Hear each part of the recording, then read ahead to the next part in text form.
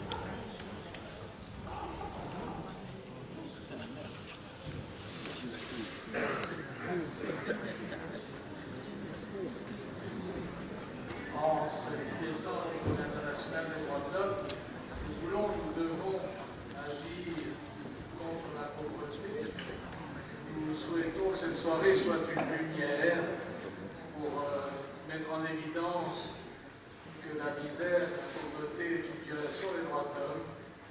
Nous voulons que ce soit une lumière pour la dignité. Avant de donner la parole à ceux qui doivent la prendre, les militants, ceux qui sont dans cette vie, je voudrais, après ce film très émouvant, donner la parole à Anne Poussens,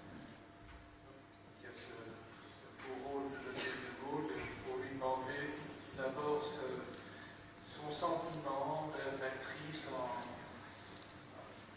ayant joué ce très important rôle dans ce film.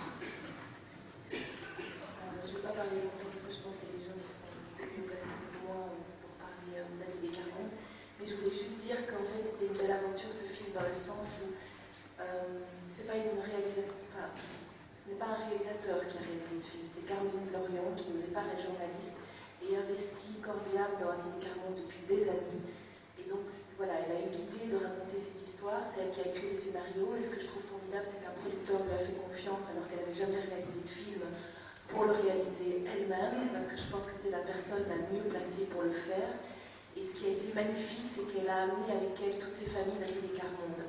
Et je trouve que si ce film est réussi, c'est parce qu'ils sont là, parce qu'ils font vraiment, enfin voilà, c'est ce qui donne la chair, je trouve, au film, et qu'ils ont une présence tellement évidente, tellement vraie, voilà, que c'est vraiment grâce à eux que ce film existe, et grâce à Caroline qui les a amenés avec elle. Voilà, et aussi le fait que Jacques Weber et Léon Grimbert qui sont magnifiques et acceptés. Enfin, voilà, c'est un concours de circonstances qui fait que ça n'a pas été un film fait par une personne étrangère, mais vraiment par quelqu'un de tellement concerné depuis toujours par Athénée Carmonde que je trouve que voilà, il y avait quelqu'un qui pouvait le réaliser, et avec tous ces gens, toutes ces familles qui étaient là, c'est ce qui donne, je trouve, la beauté du film. Voilà.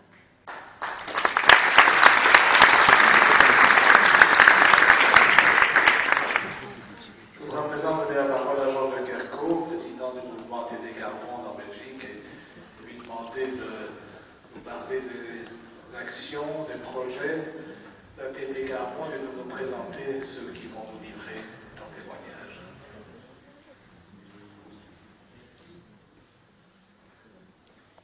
Vous m'entendez? Je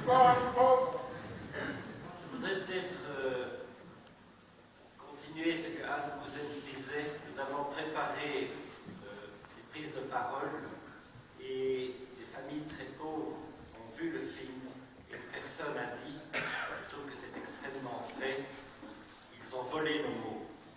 Parce que ce qui a été montré tout à l'heure, ce n'est pas du tout une histoire qui a été inventée, des notes qui ont été prises, et vous avez vu le père Joseph Brzezinski qui prenait des notes, et puis ça a été brûlé, puis les notes ont été reprises, et c'est toutes les scènes qu'on a vues tout à l'heure sont des scènes qui sont absolument réelles, qui ont été consignées au fil du temps.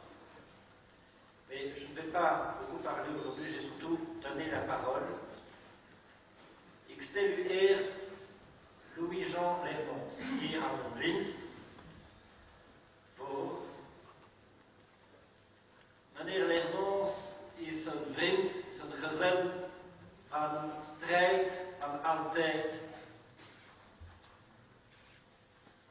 strijd voor het respect van de rechten van de mens. Meneer Lernoux heeft Joseph Brzezinski nog gekend en hij zal een band leggen tussen de film en zijn strijd tegen het onrecht. Goedenavond vrienden van de vierde wereld en alle andere aanwezigen. Mijn naam is Louis Jean Lernoux. Sinds 1947, een jaar na mijn geboorte, woonde ik hier aan de voet van het Jezuïetenpaleis in de Marokko. Ik was de 17e van 19 kinderen en we groeiden op in de grote armoede. Behalve ik en mijn zuster Lisette zijn andere broers en zusters geplaatst.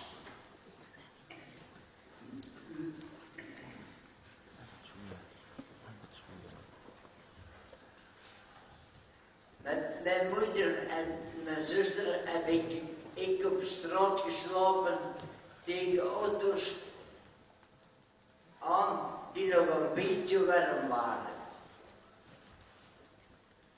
Mijn dierbare Bertha, mijn moeder, ik en andere kameraden waren erbij de 17e oktober 87.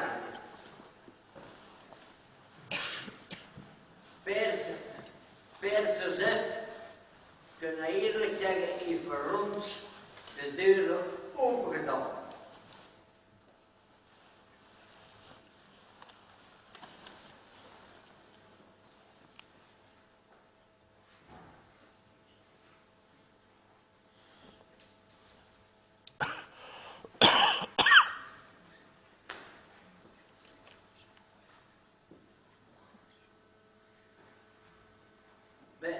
Wij kwamen toen al sinds het eind van de jaren 70 samen in de Saint-Martinesse-straat van Atelier Vierde Wereld. Mijn moeder was er al bij en zus van Kerkhoven ook. Mensen in de miserie kunnen een grote kracht zijn voor anderen. Velen van ons leren bijvoorbeeld lezen en schrijven, omdat het een van ons, Jean-Paul Carton, de moed had